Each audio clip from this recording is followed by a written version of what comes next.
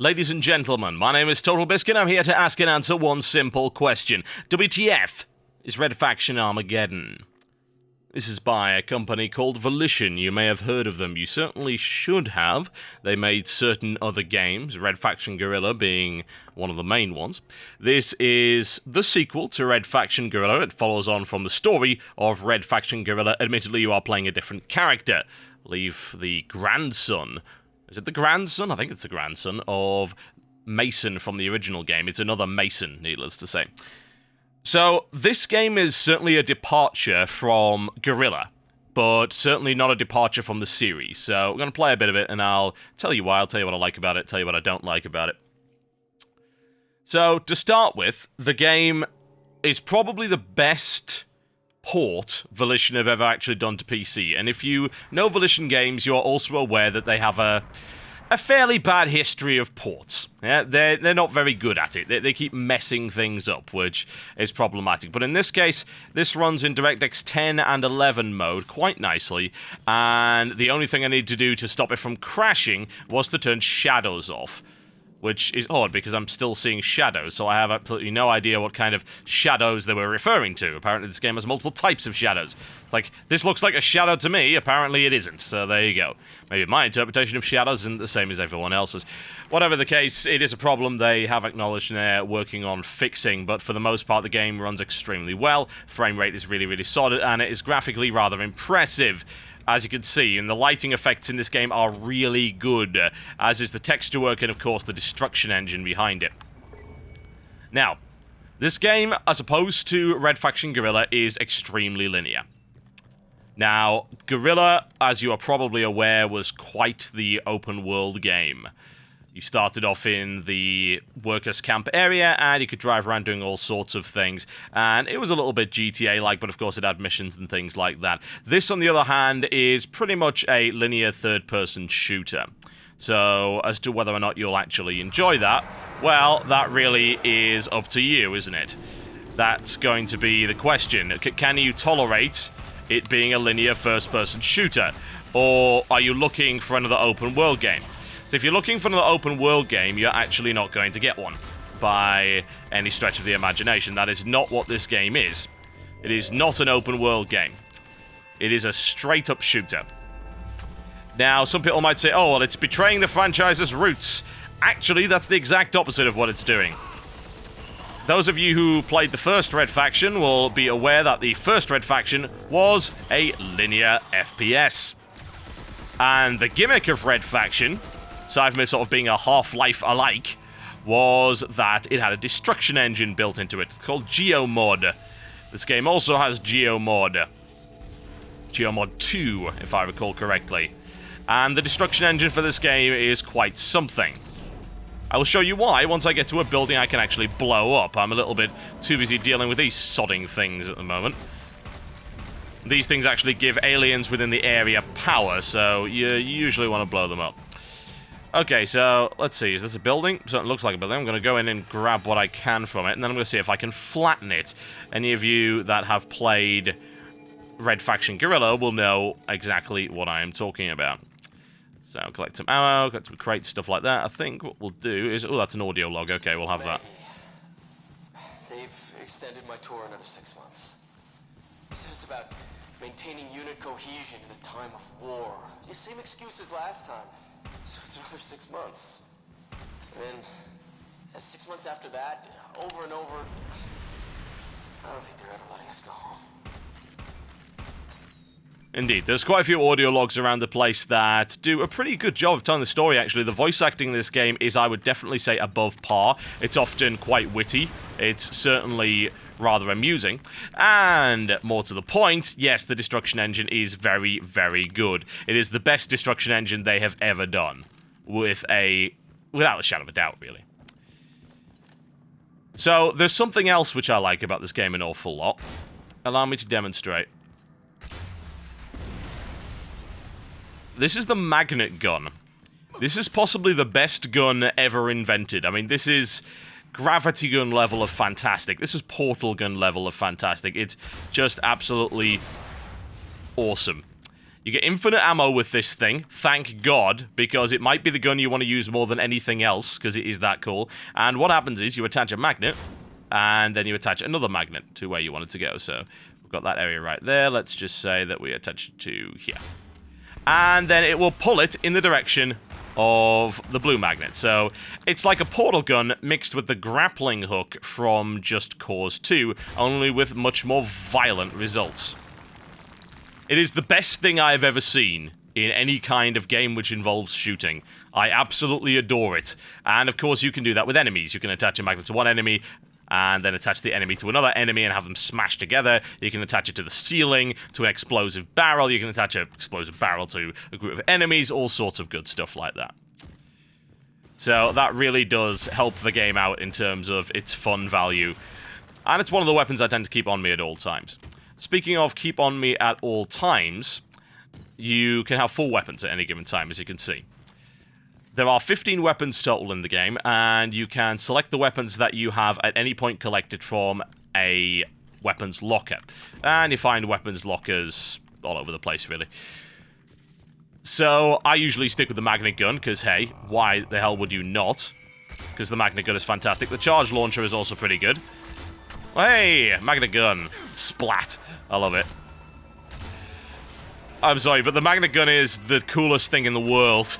There are a bunch of other weapons as well, and more often than not, a lot of them are sort of tools designed to destroy areas. There's some very large area of effect weapons in this, as well as your fairly bog standard assault rifles. I like the feel of a lot of the guns in this game. There's actually quite a lot of detail put into the shooting, to the point, and I don't really remember this before, and I don't even know if it actually makes any sense, that this weapon, the assault rifle that I was showing you earlier, actually ends up making a different noise when you're about to run out of ammo. It looks like the clip, it sounds like the clip's empty. I don't know if real weapons do that. I have no clue, but it's actually kind of a nice oral indicator. Now, the linearity of the game, I have to say, does frustrate me in places. I mean, for instance, that right there looks like a perfect opportunity to get up there and perhaps there's some secret. But there doesn't seem to be. Admittedly, I'm only a couple of hours into the game yet, so...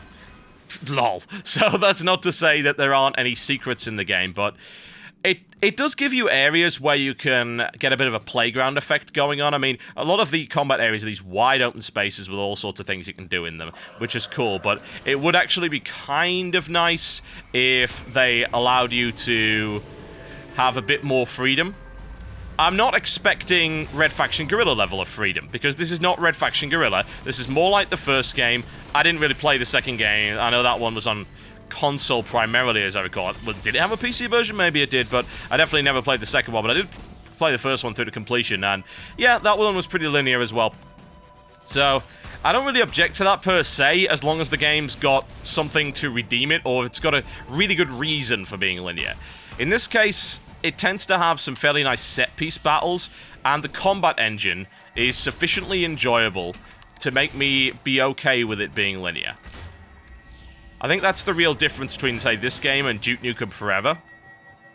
Duke Nukem Forever, the linearity detracts from the game, and there's nothing really to, I suppose, compensate for that, other than dumb humor and the fact that it's a Duke game.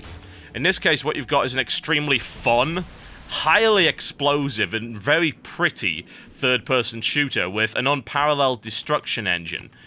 And yes, the linearity of the game, to some degree, hurts it. I think it's, as I said, it's too linear. Huh? Linearity? Cool. You know, Half-Life 2 is a linear game. Half-Life was a linear game. It comes down to the way the levels were designed, not that you have to get from point A to point B. And of course, it's what you do between the two. Relax, we're almost there. Stop crying. Gondola's down. Gotta get this thing powered up. Hey, Captain, hang back a sec. I'll check it out. Okay. So, in this case, for the most part, the linearity doesn't hurt the game. It gives it a good sense of pace. Apparently the game lasts about 10 hours or so, which seems fairly reasonable. And it always gives you a sense of momentum and direction. And since the combat is so fun, and the game itself is so fun, That really helps. For instance, there's loads of vehicle sections in this game, and they're actually all pretty good. I'm told that later on in the game, obviously I haven't gotten there yet since this is a first impressions video, later on in the game, there's a section that's kind of like Descent. I mean, how cool is that? There was a mech section at the start where you're equipped with a magnet gun. And there are apparently 4 different kinds of mechs in this game. And all of those sections are really well paced and highly entertaining. So I am told. Again, you know, this is just from the reviews that I've been looking at. Obviously, I haven't got to do most of those things yet, but I think the point that is then easily made is that linearity doesn't have to hurt the game. But it can, if it's not done properly. Okay, so you can also get upgrades in this game, and you collect salvage just like you did in the first game in order to make that happen. So there are various tiers of it. I need 21% story progression to unlock the next one. I'm 20% through the game at about 2 hours in, which is to be expected, really. It's supposed to be about a 10-hour game, so I'm pretty much on track. Visual indicator of health, increase total health, shockwave. That's what I'm going to have. There we go. That's much more fun. These upgrades also continue to the multiplayer, which is a 1 to 4 player co-op horde style thing. There is no competitive multiplayer, near as I can tell. There is a ruin mode, which is you get to just blow up areas with no enemies, and you can complete for high score, which is alright. It's not the best thing in the world, but it's kind of fun. And that really is about it, but you can carry your upgrades over. Now, weapons locker right here, you can see what I've currently unlocked so far. Dual pistols, which, care. Assault rifle, shotgun, charge launcher, plasma cannon. This weapon, this one, and this one are all designed for really high destruction. They're designed for blowing up buildings. These ones, not so much. These ones are really just designed for killing enemies. But there is good weapon variety in the game, as I said, with 15 weapons in total, so I'm pretty happy about that. Right, let's activate the gondola and see what else is going on with this area. I say there are some fairly nice set-piece events and battles. Definitely need to do something about this nonsense. Oh dear. Not good. And am I out of plasma armor? No, I've got some plasma armor. There's a big stompy dude over there, and I'm not liking it one little bit. Now, you have something called the Nano Forge as well, which I believe is also in Guerilla to a lesser extent, and that allows you to do all sorts of things. You can unleash a shockwave, as you saw I unlocked there, and I made the mistake of not actually paying attention to what the key was. I do also have this impact function, which is quite nice. I'm gonna have to go back there and find out what exactly is going on. Yes, thank you. The computer sort of chides you for not keeping up the pace, which I don't necessarily like, but most of the time the interaction between... Yes, shut up. I'm not ready to leave yet, thank you very much. Most of the time the interaction between the main character and the gondola seems... the gondola? What? What the hell am I talking about? The computer is fairly entertaining. In this case, it's annoying as all balls, but there you go. Let's have a quick look at this. You can also reset your upgrades, as you can see right there, but it does cost you salvage in order to do so. I'm gonna have to look at the controls to find out that, but whatever. It's not really vital to this video. Darius, the gondola is ready to leave. I think perhaps the whole trying to push you along is a little unfortunate. Because, one, it's kind of annoying, and two, if you actually go outside of the designated area, you do fail, and you have to restart from a checkpoint, so I'm not so keen about that. Anyway, I'll just show you the Nano Forge for a second. You can actually repair stuff with it. Shut up. So if you hold your middle mouse button, you can actually rebuild stuff. As you can see, that box right there I damaged. I can rebuild that. I could blow these up, and then I could try and rebuild them. And it allows you to rebuild cover, and it's used in some kind of neat ways. I don't think it's used as much as I would like. Perhaps it's used more later in the game, but really I haven't found all that many situations where I really need to use it, as opposed to a section where I had to rebuild cover because I was activating something and I was constantly being shot at, and I had no choice in the matter. If I hadn't done that, I would have just simply lost straight away. Okay, let's ride the gondola, shall we? That, I believe, is the ambulance. Looks like an ambulance. Don't know how many people are actually in there. Probably not too many, but there you go. So, I think the thing to take away from this game is that what it does really well. And that's something to bear in mind. It's like you can take things like, oh, the game is linear, and you could say, well, the thing about it is that while it is linear, and sometimes too restrictively so, it does what it does incredibly well, and it keeps the pace up really, really well. And I think that is very important with pretty much any game. In this case, it works, and it really, really works well, so I can't complain too much about its linearity. The shooting is awesome. It is graphically very impressive. I think maybe it's a little bit dark in places, certainly. There are times when I would definitely prefer it not to be as dark as it is, but it does make sense. I mean, you're underground pretty much the entire time, so what else is to be expected? I also like the fact that the game is kind of forgiving to the point where you can do stupid stuff. Yeah? I think the last thing you really want in a game like Red Faction is you're discouraged from doing stupid stuff because the game kills you too fast. For instance, the magnet gun is not a practical weapon, but it's a hilarious one most of the time. So you want to be able to use the magnet gun whenever possible. But of course, if you are being shot at to the point where you died in 2 seconds, you can do that. But you can do it here.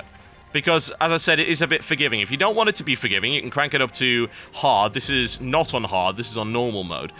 And usually I would say, well, oh, a game being too easy kind of sucks, but because of that whole, hey, I want to be a complete space asshole kind of thing going on, I think it works.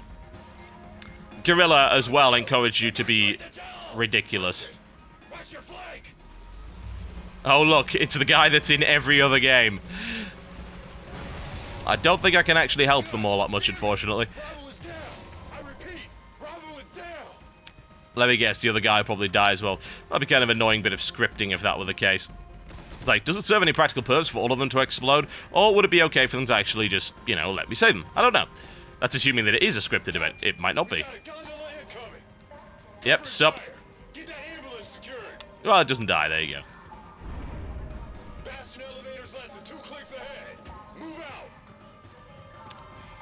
Yeah, I actually really enjoy this game. It's a lot of fun. It's not the same as Guerilla. And that's actually alright. And the reason it's okay is because it is a very well-paced experience. I often found that Guerilla, for instance, kind of got a bit samey. It's like, oh, blow up this, blow up this, blow up this. Cool, but... It did feel like it lacked direction in places. Doesn't mean it was a bad game. I enjoyed Guerilla a huge amount, but I think I enjoy this game for some of the same reasons and some different ones. I like the freedom of Guerilla, but I like the pacing of Armageddon. And the shooting is freaking wonderful. I mean, it really, really is. The sheer variety of ways that you can destroy things is fantastic. I would love to see alternate routes and stuff like that. I mean, for instance, like this area. You know, why can't I go through here? Why is there not something hidden behind here? There isn't. I'm restricted from going there. Invisible walls and all that stuff. Which is in some cases okay. I don't expect complete freedom, but I would like a bit more than what the game actually gives you. But because of how fun the game is otherwise, those are factors that cannot be so much ignored but can be tolerated because the pros outweigh the cons. At least the linearity makes sense here. In a case like Duke 3D to Duke Nukem Forever, just how linear the game was, it didn't help. It hindered the enjoyment of the game very significantly because, you know, you come to expect certain things from a Duke game. And also, you know, the level design in that game just wasn't fun.